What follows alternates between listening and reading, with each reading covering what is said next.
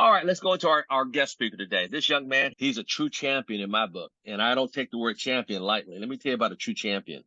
I would go out to South Carolina. He called me up, got started with me. He said, "Listen, I want you to bring me in the business." Got started, and I flew out to South Carolina. Didn't know what to expect. He said, "I've got we're gonna work." And he was equivalent. Listen to this. He was equivalent to an SVP in our previous company together. He was equivalent to an SVP. So I flew out to South Carolina, and boy, I tell you what, we rode up and down that highway day and night, Sharion. Let me tell you something. We rode two sets of tires off that car of his. Man, Mhm. I'm serious. We rode up and down. We get up early in the morning, like 8, and we hit the first appointment at 8 o'clock, 9 o'clock. I mean, we were going every 30 or 40 minutes up and down that highway. And I had to get back to my hotel room to maybe 10 o'clock at night or 11 o'clock at night. And we did this all the time I go out there for the first 3 or 4 times. And he said, "Well, why you get a hotel room? You can stay at my couch if you want to." Because we're getting up in the morning, going back out. I'll be on a hotel for like 4 hours.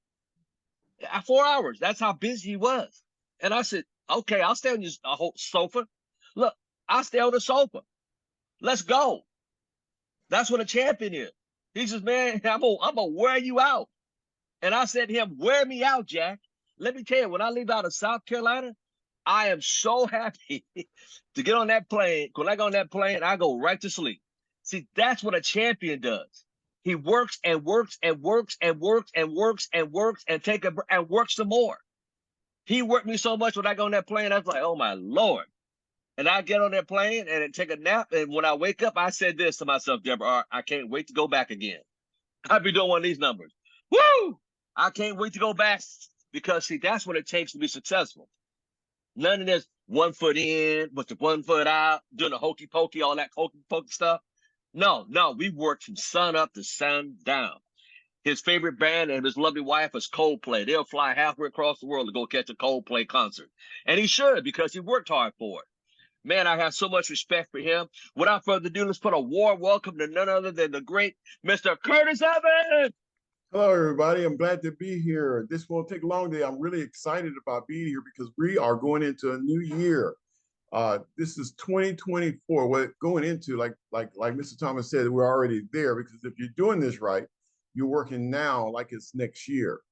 And so there are going to be a lot of people that tell you this and a lot of people tell you that. A lot of them will say, catch up with me after the first of the year. You're going to get a lot of invitations for that. And that's fine. So just be prepared for that. We're going to talk about a few things, but the main thing I want to talk about today is what do we do in this business? What is it that we do? When you're brand new, when you're spanking brand new, your only job is to invite. I mean, you can't do a presentation, you're new.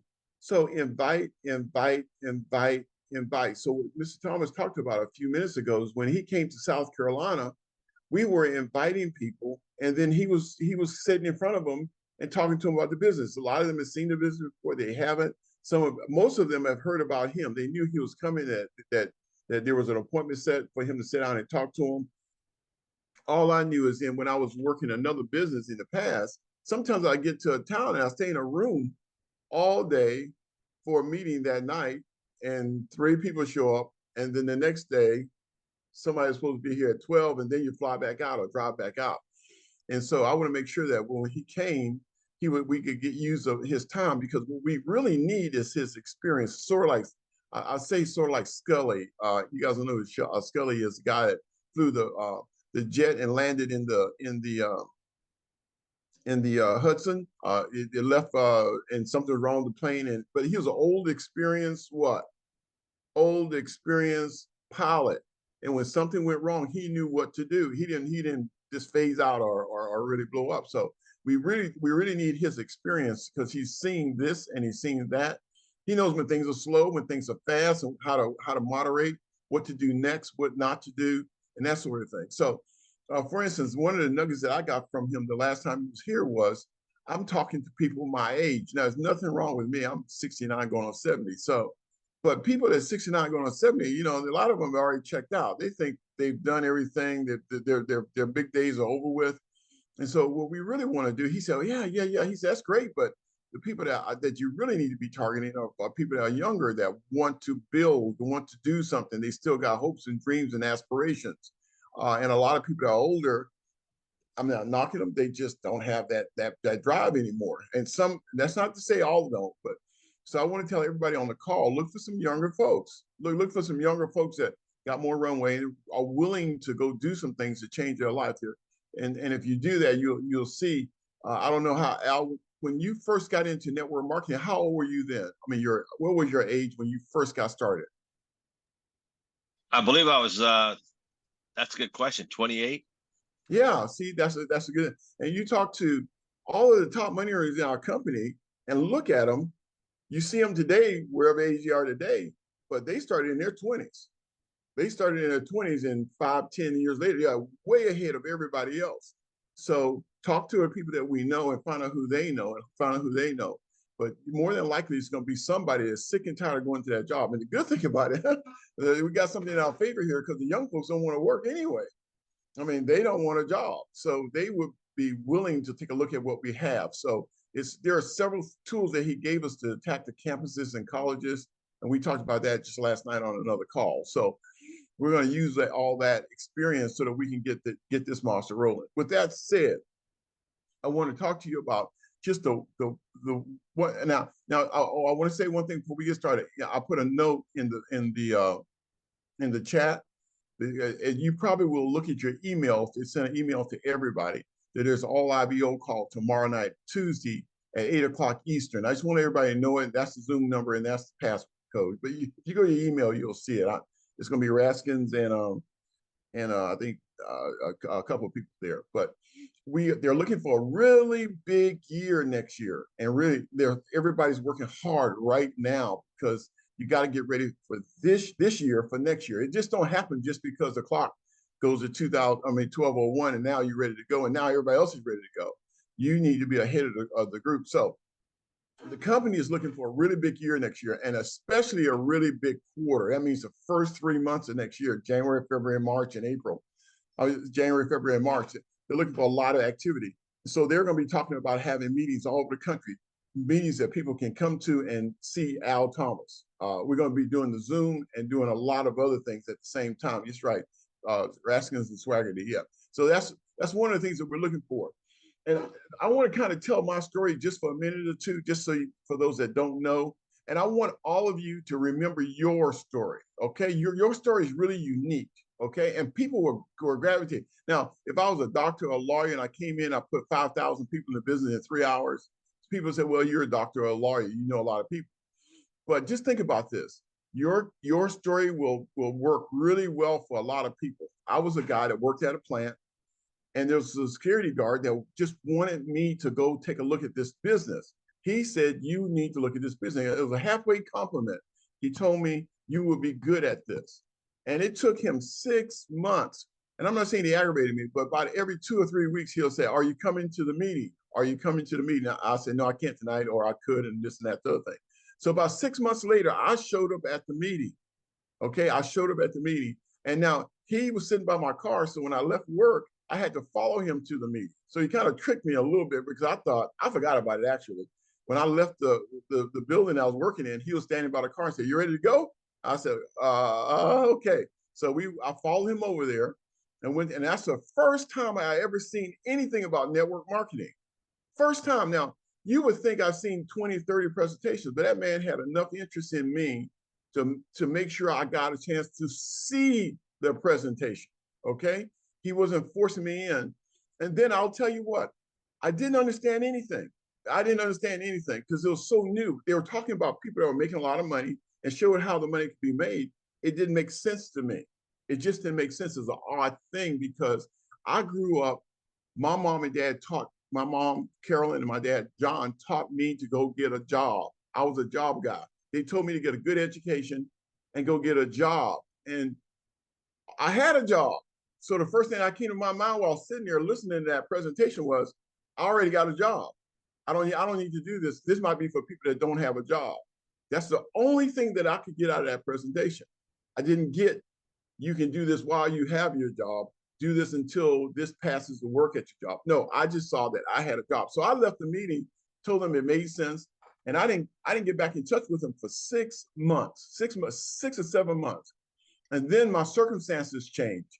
a lot of circumstances that happened, and it changed. My whole world changed. And I saw an article about the company. And then I called that guy, I couldn't get him. I called the guy that did the presentation and signed up into the business. Okay. Now, again, I did not have the money to get started. Now, it was $590 to get started in that business. I did not have the money. So I went to a finance company, put my refrigerator, stove, microwave, if we had microwaves, I'm not sure if we even had those. I put it all together, numbers, serial numbers, and I got the money that I needed to get started in the business. I'm telling everybody on this call, and I'm telling myself, there are more me's out there than you would know. There are a lot of me's sitting out there. They just don't know what to do. So our job is to do what Mr. Sistrunk did with me, and that was to invite, invite, invite, invite. That's the number one thing that we do. When we're out getting 3 names and numbers, 10 names and numbers, what are we doing? We're getting those names and numbers so we can invite them to take a look at another way of making money. Another way of making money. I talked to one of the guys that started the business back in 93, 94 when they first got started. And he said, now I know we can't do it now, but he said the big thing that they told everybody was, let me show you a way to make $10,000 a month. He said that was a big thing. He said, and that didn't mean he was making $10,000 a month. There's a system that you can use to make $10,000 a month. He wasn't saying you can make 10. He said, there's a system that I want to show you that can create $10,000 a month. Now, they don't want us to do that anymore. Okay. They don't want to make income projections. That might be construed as one, but it's the way you put it. Anyway, people will what are you talking about? And that's all you want to do is pique their interest. Okay. So that they can come and take a look at the business. Had not Mr. Sistrunk saw enough in me to invite me to the business, I doubt seriously I'll be in network marketing right now. I doubt very, very, very, very seriously. I would have went from one job to another job to another job to another job. And we know that is just over broke. So remember, there are a lot of people. Mr. Cooper says it a little bit differently. He says, you got to see what's in it for them. If you stop thinking about yourself so much, just get out of your own way. I want a new rep so I can make some more money. But if you can see what's in it for them, they can feel that. They can sense that. They can sense that you're interested in a way for them to be able to do very, very well. So however that comes across. I was going to show the video today, but I'm not. I mean, he just basically says invite, invite, invite, and sort, sort, sort. And I got the video queued up in the back, but I won't do it because it's simply this: invite, invite. Our job is to sort, sort, sort, sort. And then they told me to get people to the convention. I brought people to convention. Some of the ones at the convention were sleeping. Some of the ones at the convention went back to their rooms. Some of the ones at the convention signed up 4, 5, 6, 8 IBOs after they left the convention. So even when you get them to the convention, you're still sorting. I mean, this thing, you're still sorting. You're always sorting. And so you're working with people that want to work with you, and people that want to get into this business and get coached. And so that's all we do. So your job, your number one job, if you say, I want to start this thing up again, the first thing I would expect you to do, if you say, let's start all over again, I want to start, I'm an RC. If you're RC, clap your hands. If you are ETL, clap your hands. Be happy for what you've done so far. Just be happy to be an ETL. Be happy to be a CQ. Be happy to be a RC. Be happy to be whatever you are. And then from that day on, now working toward my next promotion. Okay. So if you're an RC today, ETL, RVP, SVP, SVPP, CQ, it doesn't matter. Your job is to be working open line. Now, open line means you are personally sponsoring somebody. That means you are personally sponsoring somebody. Okay. And if you personally sponsor and keep an open line open, not a bunch of reps you have in your business, you're working with them, but you want to have an open line. That's just a brand new IBO that you brought in, that you're trying to get qualified so that they can earn some money and try to get them to the ETL level. These are crucial things, especially next year. You want to spend a lot of time recruiting and talking to people. And then on your personal customers, you have to have 75 points. So make sure you get yourself minimally. Don't let your minimum be your max. Minimum bins be your max. So get 75, get 100 points. That's something you need to be working on. Today we had another IBO that just called, and he has 2 more Zoom call, 2 more Vivid customers that he's putting in the system.